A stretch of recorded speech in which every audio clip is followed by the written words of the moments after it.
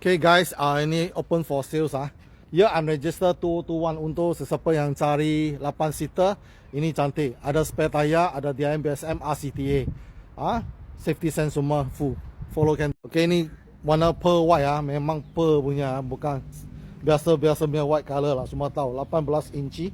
Dia siap ada ini door visor, tak payah pasang lagi. Jadi kita buka. Ini kita lekat untuk protection lah. So ini 8 seater, memang boleh untuk family besar sesuai. Bawa belakang dia seat macam ni, okey. Dan atas bumbung bersih. Dia ada roof monitor, tak perlu pasang lagi. Tak ada bau busuk, tak ada bau rokok, tak ada bulu haiwan. Dia ada BSM. Okey, dia ada DIM. DIM. Ini DIM digital, ini Miller. Dashcam ada lagi.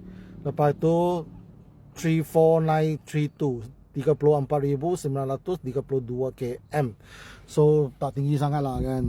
So you tengok dari Japan sana dia service kereta next service is the 36,400 plus lah. Betul lah dia boleh beri report. Best ini dia ada spare tayar kalau you selalu travel jauh kan. Nak balik Kelantan ke Perak ke from JB.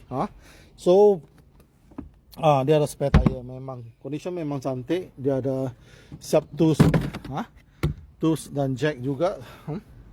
So atas bumbungnya memang cantik, tak ada calah. Bukan yang letak luggage banyak punya. So berminat unit ni boleh Roger Kento, boleh high loan 9 tahun. Okay, ni bahagian engineer bersih ya. Tak ada karat nampak, tak ada leaking of the engine oil. So dia punya clip masih cantik, tak ada karat. Okay, battery nanti kita akan check. Okay, ni chassis number dia. Siapa nak beli report boleh pergi beli. So ini AJS 30 0386702. Ini 30 means 2 wheel drive lah, dia bukan 4 wheel drive. 070 means color code adalah pearl white lah. So ni grade 4B lah. Sebab berminat boleh Roger Kento, boleh high loan 9.